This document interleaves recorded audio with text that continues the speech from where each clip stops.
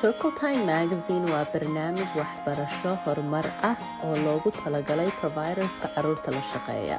Barnaamijkan wuxuu ku siinayaa tusaalooyin aad samayn kartid oo ku saabsan waxbarasho kala duwan oo ka mid ah carruurnimada hore iyo fikradaha ku xiran waxyaabaha carruurta lala samayn karo. qayb kasta waxay leedahay talooyin iyo habab aad adigu isku dayi kartid marka aad carruurta wax baraysid.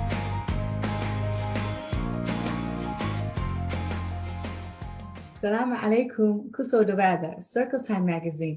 Magacayga waa Maryan Diiriye. Magacaygana waa Samiira. Waan ku faraxsannahay inaad nagala soo qayb gashaan Circle Time Magazine. Hadda waxaan ku jirnaa qaybta ugu dambeysa oo ku saabsan taageerada dabeecadaha wanaagsan.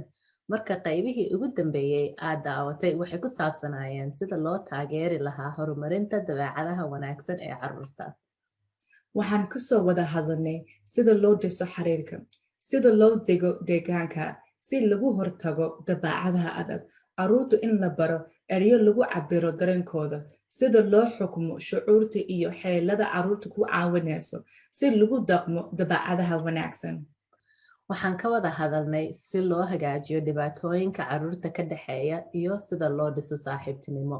Sidoo kale waxaa soo baranay inay fikradaha aan hore u lahayn inay bedeli karaan sida aan anagu u aragno carruuraha dabeecadaha adag leh. Cilmi baarista waxay noo sheegaysaa waxyaabahan inay muhiim u yihiin xeelada ka hortag ah in laga fikiro intaan loo samayn carruurta qorshe taageero ah. Marka maanta waxaan ka hadlaynaa carruurta u baahan taageero gaar ah oo ka caawisa inay bartaan dabeecadaha wanaagsan. Waxaan ka hadlaynaa oo baranaynaa dabeecadaha adag waxay yihiin. Waxaan kaloo daawanaynaa video gaaban. Intaan daawanaynana waxaad u fiirsataa dabeecadaha uu ilmaha sameeyo. Kadibna waxaa isku dayi karnaa inaan garano wuxuu ilmaha ka wado dabeecadahaas. Videoka markaan daawano waxaan samaynaynaa qorshe lagu taageero dabeecada ay ilmaha samaynayaan.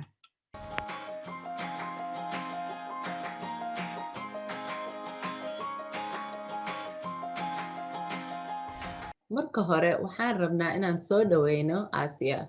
Waxay naga caawinaysaa sida aan u fahamno dabeecadaha adag waxay yihiin iyo si aan nafteena iyo carruurta aan la shaqeyno u taageerno. Kusoo dhawow Aasiya. Waan ku faraxsanahay inaan idinkala soo qayb galo maanta.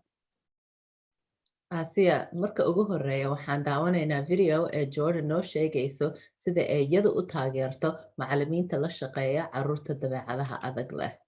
Hi everyone, it's time to welcome our first guest, Jordan Tiding Fong. Jordan is going to help us to understand what challenging behavior really is and ways to support ourselves and our children as we kind of work through strategies. Welcome, Jordan. Hello. Hi, it's good to be back. So good to have you. Yeah.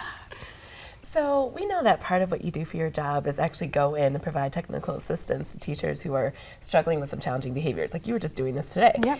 So when you are having those conversations, how do you provide support? What do you do? You know, I get called in for that top part of the pyramid. I get called in for those intensive supports to help make a plan that are really individualized, but I always start at the bottom of the pyramid. Because usually by the time I get called in, these behaviors have been happening for a while and that relationship might be affected, right? Absolutely. And we want to make sure that we start with relationships. What is that like in the classroom? How's their community? Is the kid a part of the community? And then thinking about, did we teach them social skills? What have we done already? What have we tried to do? That middle part of the pyramid before we get to the tip top of the pyramid. Because we need those strong practices in place to support us even if we do get to that top part of the pyramid. Strong foundation. Exactly. It's that piece that all kids get, right? That bottom part of the pyramid, all kids get that piece. And then some kids will need a little bit more than that. Maybe some individual social skills instruction, maybe, you know, some groups around those sorts of skills. And then there's a very few amount of kids that are going to need that really high level of individualized support. So I always want to start from the bottom and work my way up, because a lot of times a lot of our issues can be solved with those bottom parts of the pyramid first. Right, like 1 to 2 kids in the class. Right. I mean, it's so intensive that you really can't have 6, 7, 8 kids in your class on a plan, right? It's not possible. No. So how can we change the whole environment to make it work so that you really do only have a few kids? A few kids who really do need that extra. Okay. Asia, waan ognahay inaad agaasimo ka tahay iskoolka Hope Academy.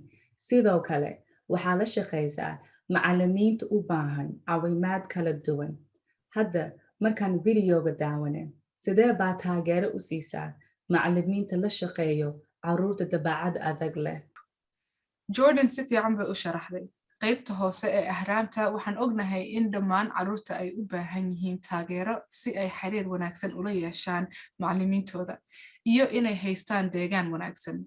Marka ahraamta dhexe waxayna tusaysaa in carruurta qaarkood ay u baahan yihiin taageero kale oo ku saabsan horumarinta shucuurtooda. Ahraamta inta ugu sarreysa waxay tahay tiro yar oo carruurta ka mid ah oo u baahan taageero gaara. Ahraamta waxay naga caawinaysaa inaan fahmno carruurtu waxay u baahan yihiin. Sababtu waxay tahay carruurta oo dhan uma baahno taageero gaar ah, qaar bis baa u baahan. Taasi waa run.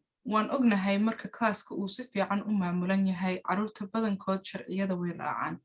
Mararka qaarkoodna waxaa la yeelan karaa qaar ka mid a carruurta oo waqti dheer ay ku qaadato barashada sharciyada klaaska amba klaaska way ku cusub yihiin.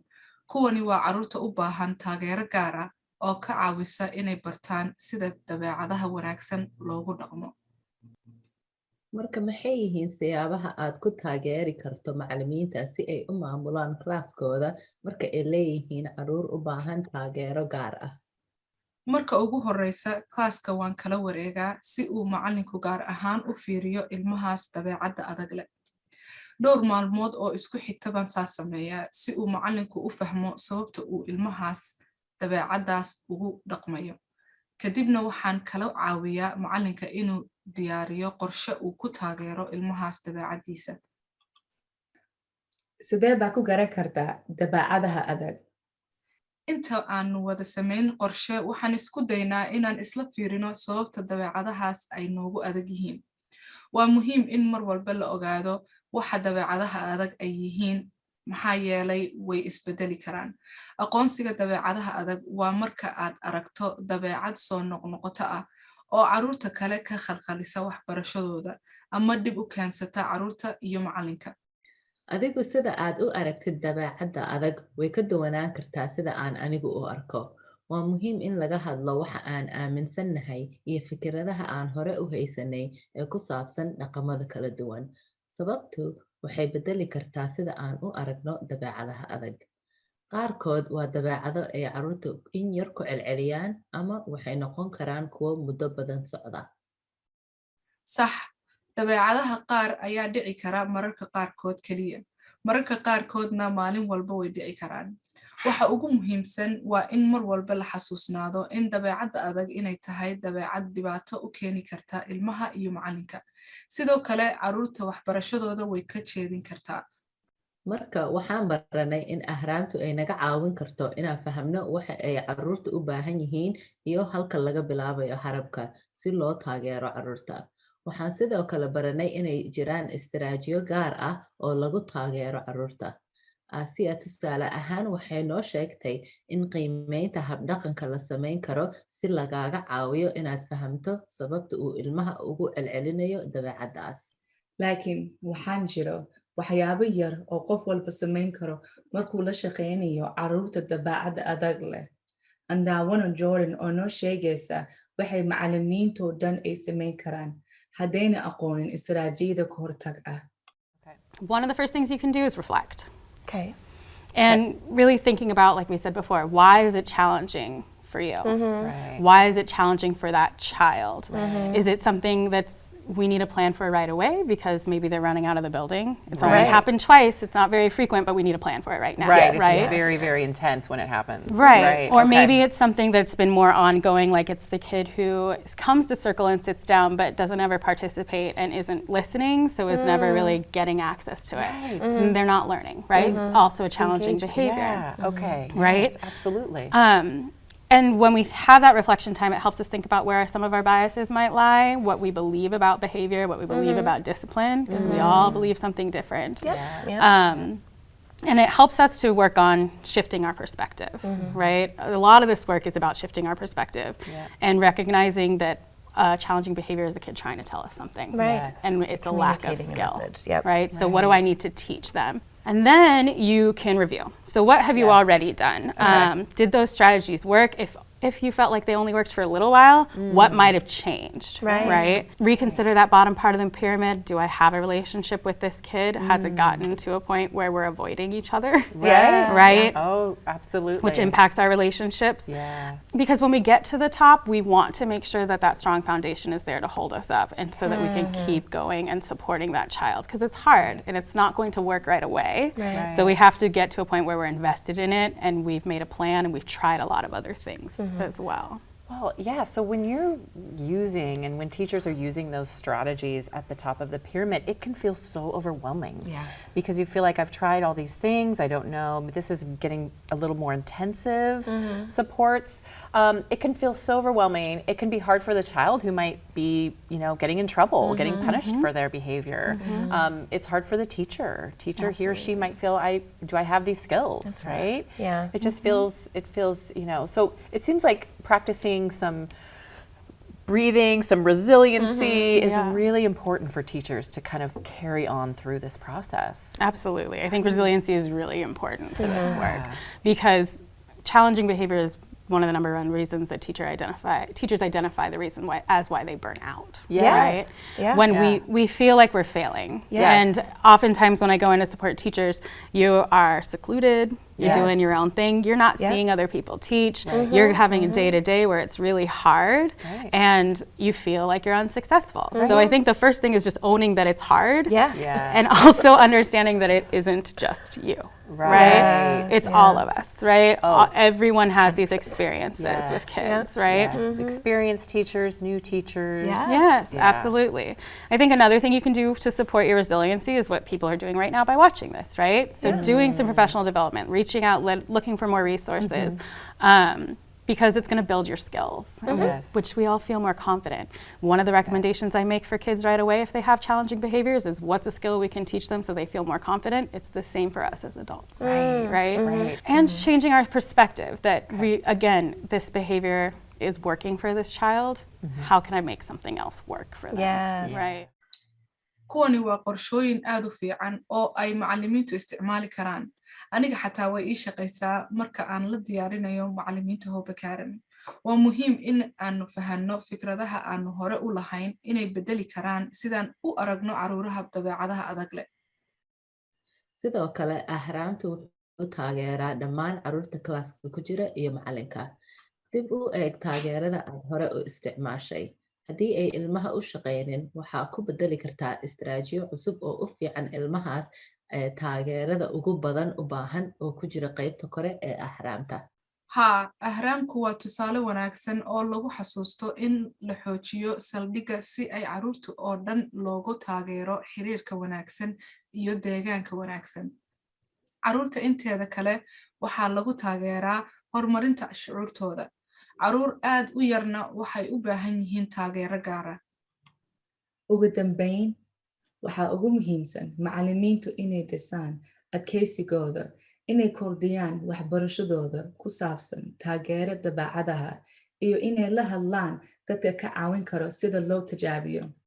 Marka ku xigta, waxaan ka hadli doonaa waxa ku saabsan foomka iyo ujeedada dabeecadaha adag. Markaan ka fikirno, sidee loo sameeyaa qorshe lagu taageero ilmaha dabeecadooda? Marka hore, waa inaan ka fikirno foomka iyo ujeedada ku xiran dabeecada ay sameynayaan. Foomka waa dabeecada aad ka aragtid. Tusaale ahaan, waxay noqon kartaa qaraacid ama haraanti.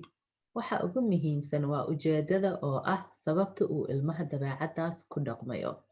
Waa inaa isweydiisaa waa maxay fariinta ama ujeedada uu ilmaha isku dayayo inuu macallinkiisa u sheego. Marka aad samaysid qorshe taageero ah oo ka hadlaya foomka kaliya oonan ka hadlaynin ujeedada, badanaa waxaad arkaysaa ilmaha dabeecadiisa inaysan isbedelaynin. Waa muhiim inaad mar walba samayso qorshe taageero ah oo wax ka qaban karo ujeedada dabeecada si ay ugu shaqayso ilmaha. Sidee baa ku garan kartaa waxa ujeedada tahay markaad ka aragto dabeecad adag? Andaawano Dr. Gail Joseph oo noo sharxaysa sida loo arko ujeedada markaad caruurta ku aragtid dabeecad adag. So the behavior equation has 3 components to it. It has the antecedent, or sometimes we think about it as just what happens before, right? What happens right before that kind of set up that challenge behavior. What is the form of the behavior? So what's that behavior? What does it look like? Okay. And then we have what happens right after, right? What's the consequence? So one easy way to remember that is ABC. The antecedent, that's what happens before, the behavior, that's the B, and then the consequence, right? So what happens right after? And that's not what we want to have happen necessarily, but it's just that, like, how does it currently work in the classroom setting? So we're going to look at the ABCs. And then the ABCs are going to help us come up with our very best guess or our hypothesis about what the function of that behavior is, right? What is the purpose that that behavior is serving for that child? So one of the things that we would do to kind of come up with this behavior equation is actually do some observation. Hadda markaan fahamnay sida loo garto ujeedada dabeecadaha adag, waxaan daawan doonaa video ay caruur ku jiraan. Waxaan isku dayi doonaa inaan u fiirsano caruurta ku dhaqma dabeecado adag iyo haddii aan garan karno ujeedadooda. Halkan waxaan ku hayaa warqad aad ku qor kartid waxa ugu horeeya oo wiilka yar uu sameeyo. Kadibna dabeecada ku aragtid iyo waxa wiilka yar ku dhaco markuu dabeecadiisu sameeyo. Waraaqadan waxaa ka samayn kartaa doorkaaga si aad ilmaha u fiirisid markaad rabtid. Hadda kulligan waxaan daawanaynaa 2 video oo ah wiil yar oo ku jira klaaskiisa. Shaati casaan ah ama guduud ah buu xiran yahay. Waxaad qoraysaa waxa ugu horeeya uu wiilka sameeyo, dabeecadda adag aad ku aragtid, iyo waxa isaga ku dhaca marka uu dabeecadda adag sameeyo. Kadibna waxaa isku dayaynaa inaan ogaano ujeedada uu ka wado dabeecadda adag aan ku aragnay. Maryam iyo Asia, diyaar ma u tihiin inaan isla tijaabino? diyaar ayaan ahay. Aniga xataa diyaar baan ahay.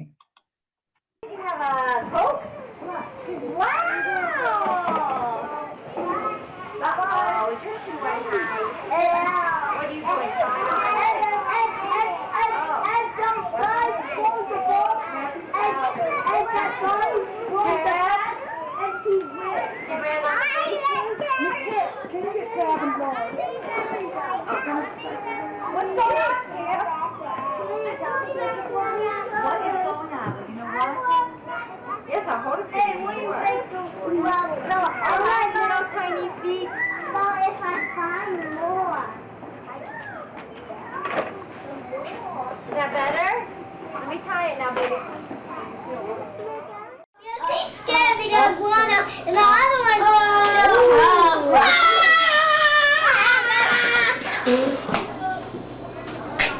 I'm coming.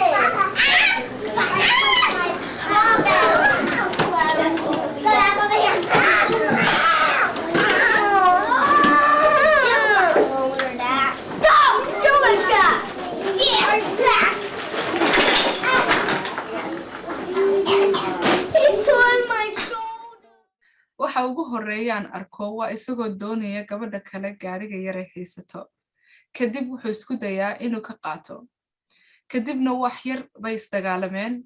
Arrintanna waxaan u malaynayaa ujeedadeeda inay tahay wiilka yar inuu rabo gaariga yar ee gabadha kale ku ciyaarayso. Hadda markaan aragnay 2 tusaale oo foomka iyo ujeedada dabeecada adag oo isla ilmihii ah, waxaan ogaanay inuu dabeecaddaas ku celcelinayo. Badanaa ujeedada dabeecadaha adag ee lagu celceliyo waa ilmo isku dayaya inuu wax helo. 2dan video aan hadda daawanay waxaan ka garanay ujeedada ilmahan inuu yahay markuu doonayo inuu wax helo dabeecad adag buu ku dhaqmaa. Runtii way kaa caawinaysaa inaad ilmaha u fiirsato. Haddaad ogtahay ilmo markaste dabeecad adag inay ku kacdo, waxaad samayn kartaa inaad weydiisid qof kale inuu hawsha kaala wareego si aad ilmahaas ugu fiirsatid.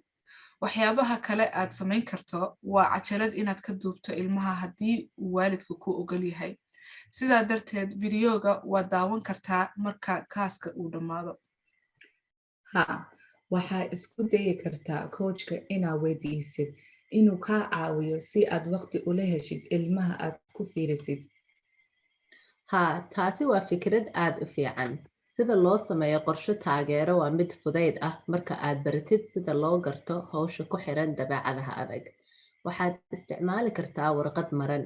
Warqadda inta ugu horeysa ku qor dabeecadda aad aragtay marka hore iyo kadib waxa dhaca. Kadibna inta dhexe ee warqadda waxaa ku qoraysaa ujeedada waxa ay tahay. Xagga hoose ee warqadda waxaad ka sameynaysaa 3 qaybood. Midka ugu horeeya waxay noqonaysaa istiraatiijiyadaha ka hortag ah. Midka labaad waa waxa aad ilmaha bari karto. Midka saddexaadna waa sida aad ilmaha ugu jawaabto markuu sameeyo dabeecadaha adag ama markuu isku dayo inuu dabeecad wanaagsan sameeyo. Marka aan isku dayno inaan sameyno qorshe taageeraya dabeecadda wiilka yar aan videoga ka aragnay, aan ka fikirno istiraatiijiyada ka hortag ah oo u shaqeysa wiilka yar. haa qorshe wanaagsan oo ka hortaga waa in meesha blockska tooyaal badan oo isku mida in carruurta loo dhigo si aysan isku qabsan. Taasi waa istiraatiijiyada ka hortag ah oo wanaagsan. Istiraatiijiyada waxbarid ah oo wanaagsan maxay yihiin? Istiraatiijiyad waxbarid waxay noqon kartaa in carruurta loo akhriyo buugaagta ku saabsan sida loo wadaago inta lagu jiro circle time iyo in laga hadlo sida loola wadaago asxaabta ama sawiro carruur oo isla wadaagaya derbiga loogu dhajiyo. Waa tusaale wanaagsan oo istiraatiijiyada waxbarid ah la tijaabin karo. Waa maxay jawaabaha wanaagsan oo macalinka dhihi karo markuu arko ilmaha dabeecadda adag leh?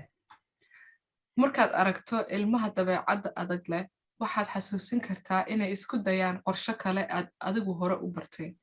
Ilmuhuna markuu sameeyo wax saxda ah waa inaad mar kasta ammaantid. Aakhirka ilmaha uma baahno qorshe taageer ah. Waa bedeli kartaa markaad u baahan tahay. Qof kasta wuu tijaabin karaa inuu diyaariyo qorshe taageero ah oo loogu talagalay carruurta klaaskooda ku jira ee dabeecadda adag leh. Tani waxay noo ahayd waxbarasho wanaagsan. Aasiya, aad ayaa ugu mahadsantahay inaad maanta nagala soo qayb gashay. Waxaan aad ugu faraxsanahay inaan labadiinaba idinkala hadlay arrintan muhiimka ah. Nabadgelyo. Nabadgelyo.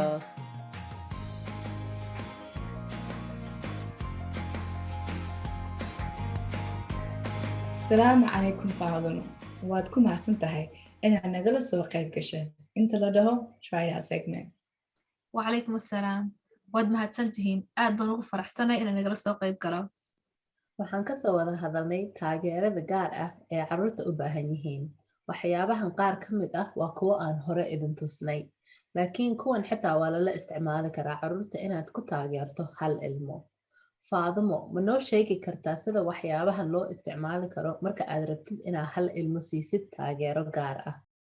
haa halkan waxaan ku hayaa waxyaabo badan oo wanaagsan oo macallimiintu ku isticmaali karaan markay ilmaha u sameynayaan qorshe taageero dabeecadaha. waxa ugu horreeyaan haysto waa istikiro tilmaamaya dabeecadaha wanaagsan oo kala duwan. kuwani waxay ku fiican yihiin in la siiyo ilmaha markaad ku aragtid dabeecad wanaagsan. tusaale ahaan markaad aragto ilmo la wadaagaya alaabta ku ciyaarayaan, waxaad siin kartaa sticker ay ku qoran tahay waan la wadaagay toygayga si lagu ammaano inay dabeecad wanaagsan doorteen. maasha allah, waa fikir wanaagsan. haa stickerkan waxa ku qoran saaxiibkayga maanta waan ammaanay, kanna waxa ku qoran ardayda baan xukumay. waa tusaalayaal wanaagsan oo aad ilmaha ku ammaani karto markastay dabeecad wanaagsan doortaan. Carruurta aad bay u jecel yihiin istikirada, sidaa darteed waan ogahay inay jeclaan doonaan kuwan. Adiguna waalidiinta waa tusi kartaa istikirada si ay u ogaadaan waxa uu wanaagsan oo ilmahooda sameeyey. kuwani waa kaadhadh leh sawiro shucuuro kala duwan. waxaa jira xanaaq, farxad iyo murugo. markaad samaysid qorshe dabeecadaha lagu taageero, waxaad weydiin kartaa ilmaha inuu kuu sheego dareenka ku sawiran kaadhka iyo hadduu isku dayi karo shucuurtaas. kaadhadhkan waxaan saari kartaa meel kasta oo ka mid ah fasalka si ay carruurta u bartaan shucuurta kala duwan. midkan waxaa la yidhaahdaa boxka xalka oo ay carruurtu isticmaali karaan markastay dhibaato ku dhacdo. markaad samaysid qorshe taageero dabeecadaha, istiraatiijiyadan ku dari kartaa qorshahaaga. ilmaha wuxuu gelin karaa kabadhkiisa siduu markastoo soo qaato. mid ka mid a waxyaabahan boxka ku ridi karno waa saacad si ay carruurta tooko u qaataan markay doonayaan inay soto ku ciyaaraan. way wanaagsan tahay in lagu daro boxka xalka. markaad rabtid inay carruurta shucuurta sida loo xukumo bartaan waxaa jira waxyaabo badan oo kala duwan oo ka caawin kara carruurta inay isdejiyaan markay dareemayaan xanaaq ama cabsi. Ilmuhu xasuusan karaa inuu neefsado siduu ubax uursanayo kadibna neefta iska saaro siduu shamac afuufayo. Tusaale kale waxay noqon kartaa inuu afuufo xubada ka samaysan biyaha iyo saabuunta. waxaan xasuustaa in qaybtii hore ee ku saabsanayd shucuurta luuqadda inaan ka wada hadalnay waxyaabo ay carruurta isku dejin karaan. waa maxay waxyaabaad heeso ee caawin karo macallimiinta iyo carruurta kala guurka? waa muhiim inay macallimiintu isticmaalaan sawiro ka caawinaya carruurta kala guurka. Tusaale ahaan kuwan waxaa la yiraahdaa kaararka kala guurka. kaararkan waxaa loo isticmaali karaa inaad carruurta bartid klaaska jadwalkiisa. Faadimo, maxaa kale baa noo heesaa? kan waa mid macallimiinta lagu talagalay inay wax ku tiriyaan. waxaad tirin kartaa markastaad aragtid ilmo dabeecad wanaagsan ku dhaqmaya. nambarka maalin kasta fiiri si aad u ogaatid haddii qorshihii taageerada dabeecadaha u shaqaynayo. markastuu ilmaha dabeecad adag ku dhaqmo waxaad tirin kartaa si aad u ogaatid haddii dabeecadaha adag hoos u dhacayaan. markaan carruurta la joogo waxaan jeclahay inaan haysto boorsan dhexda ku xirto. waxyaaba badan baa ku deeqi karaa boorsada. markaad hal ilmo u samaynaysid qorshe taageera dabeecadaha waxaad ku ridi kartaa waxyaabihii aan tusay. tusaale ahaan boorsada waxaad xiran kartaa markay carruurta bannaanka u baxayaan si aad u haysatid istiraatiijiyado kugu caawiya dabeecada adag markay dhacaan. markasta boorsada waxay ka caawinaysaa providerka inay helaan waxay u baahan yihiin. Faadimo, aad iyo aad baa ugu mahadsan tahay inaad na tustay dhammaan waxyaabaha ay providerska isticmaali karaan inay carruurta ku taageeraan dabeecadaha wanaagsan. adaa mudan. asalaamu calaykum walaalayaal. Wacalaykum assalaam. hadda waa qaybta la dhaho Let's Make It. qaybtan waxaan ku tusaynaa sida loo taageero horumarka dabeecadaha wanaagsan ee ilmaha adoo isticmaalaya istiraatiijiyado la dhaho sheeko bulsheed. sheekooyinka bulshada waxaa sameeyey Carol Gray. waa sheekooyin fudud, gaagaaban, soo noqnoqod leh oo laga qoray ilmaha aragtidiisa. waxaa loogu talagalay ilmaha inuu akhrisan karo markuu rabo iyo inay wax ku bartaan kuna taageeraan xaaladaha cusub, kala guurka ama hawsha cusub. kan waa tusaale loo qoro wiil la dhaho Tim. waxay ku saabsan tahay wadaagis waxaana lagu magac daray I can share and take turns. sheekadu waxay ka bilaabaysaa waxay dhibaatada tahay muxuu ku qaban karaa kadibna waxay ku dhammaanaysaa si wanaagsan. tusaale ahaan iskoolka waan jeclahay markaan wadaagno. markii taani waxay noqon kartaa wuxuu macalinku u aqrin karo ama hadduu rabo cunuga inuu aqristo.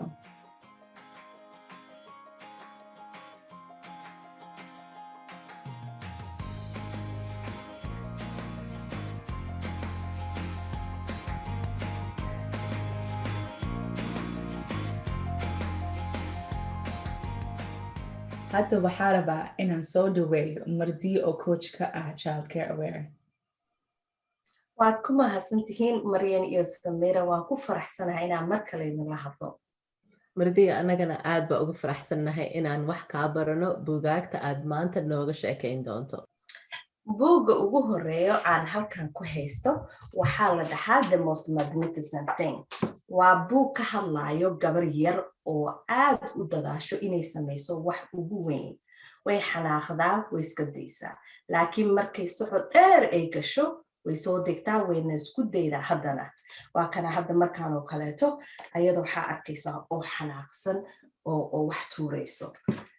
taasi waa buug fiican oo loo aqrin karo carruurta. waxay baraysaa carruurta sida la isku dejiyo markasta ay xanaaqaan.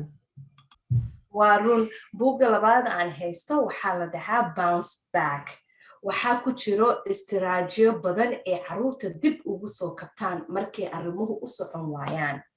buuggan kale waxaa la dhahaa Pit the Cat.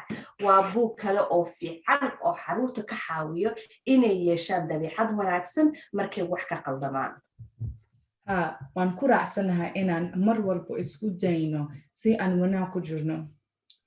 inaad si wanaagsan u fikirto waxay kaa caawinaysaa inaad fahamto dhibaatadaada iyo xeelada lagu xaliyo. waa run.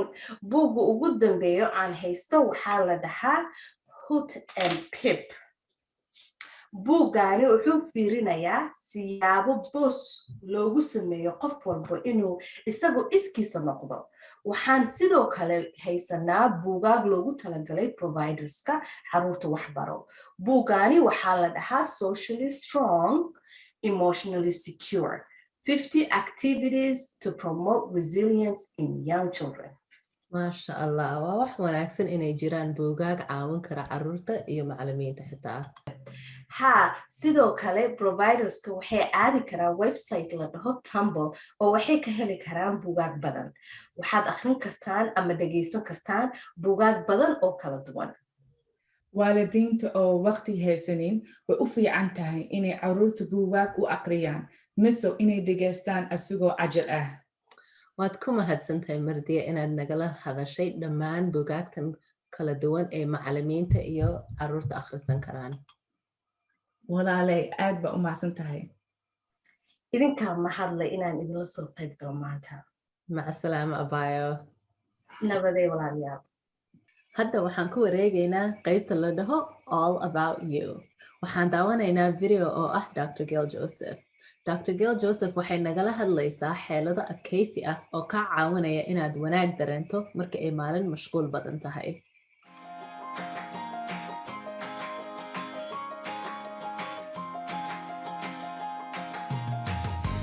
Hello, everyone. We are here for our segment called All About You, and we are back with Gail Joseph. Gail is going to tell us some resiliency strategies to help you bounce back from your busy day. Oh. Hello, Gail. Wow, glad I'm still here. Help us bounce back. All right, help us bounce back. All right, well, I like to bring you things. And so today I brought a snow globe. Snow globe. And the snow globe is, this is our little Seattle snow globe here. And shake it up here. And so I love the snow globe. So the snow globe is actually a strategy you can use every day when you start to feel overwhelmed. So I don't know if you've ever had these experiences. I think I had one about 4 hours ago where you just feel really overwhelmed. Yes. You've got a lot going on. There's a lot of stress, a lot of worry. Your to-do list is getting long. Maybe you don't feel well. And all of that is just feeling kind of like you're caught in a worry storm, right? It's just too much stress and anxiety. It just feels like you're caught in a snowstorm. Okay. And so when we have those moments, and we have those moments outside of the classroom and in the classroom, right? So the stress from outside the classroom can play out in the classroom, and we can also experience a lot of stress when children are engaged in challenging behavior. Yes, absolutely. And so one of the things we want to do is think about, okay, I'm caught in a little bit of a snowstorm here, a little snowstorm of anxiety and worry. Right, up in here in my head. Right, exactly. And I'm like in the snowstorm, and what I want to do is think about just giving myself a mindful break, just a moment to let the snow settle, okay? So it's just, we're caught in the storm. I'm gonna have to just keep shaking this for my like little example here, but we're caught, we've got all these thoughts and worries that are just kind of plaguing us and preventing us from moving positively in a direction we want to move in, right? So I know that when I'm caught in those snowstorms, it's hard for me to make some good parenting moves, hard for me to make good colleague moves, it's hard for me to make good teaching moves at that moment. So what I want to do is recognize that I'm caught in a snowstorm and then just take a mindful break. So I just want to take some deep breaths. I want to just kind of center myself, right? So one of the things we talk about as being a teacher is finding your concrete shoes, right? So just that, just helping to ground myself again, right? Taking some deep breaths, imagining all of those worries just floating to the bottom, right? And then once we're feeling a little bit calm, we can give ourselves some self-compassion and say, you know what, I got a lot going on. I'm doing the best I can do right now. I'm going to think for a moment about what I might need to do to move forward. Right? Do I need to give an apology? Do I need to get some help? And if nothing else, I can just calmly take my next step. And so that's the snow globe. And so just having a visual reminder that can come to you and say, all right, at this moment, I'm just caught in a little snowstorm here and nothing good's going to happen. until I take a personal snow day. Right. Okay. Let that Snow moment. snow settle. Let the snow settle. I like how you said worry storm. Let that worry storm settle. Let Okay. it settle for a minute. The other thing to think about is that great strategy for kids too, right? So you can use this with children. Children can make glitter bottles, they can make snow globes, and we can teach them that strategy as well. Well, and it helps to be able to recognize that you are in that moment. Sometimes you don't even realize it. Right. Thank you, Gail. Thank you, Gail. Thank you. waxaan soo gaarnay dhammaadkii barnaamijka. waxyaabo badan oo wanaagsan oo idinka caawiya sida carruurta loo taageero baan baranay. waa sax marka waxaan soo daawanay video aan u qornay qorshe taageero ah oo dabeecadaha carruurta ka caawin kara. waxaan kaloo baranay ujeedada dabeecadaha ilmaha sida loo garto iyo waxuu isku dayayo inuu kuu sheego markuu dabeecaddaas samayno. waxaan haysanaa fikro badan oo lala isticmaali karo carruurta si loogu taageero dabeecadaha adag. marka waad ku mahadsantihiin inaad nagala soo qayb gasheen. nabadgelyo. Mac salaamo.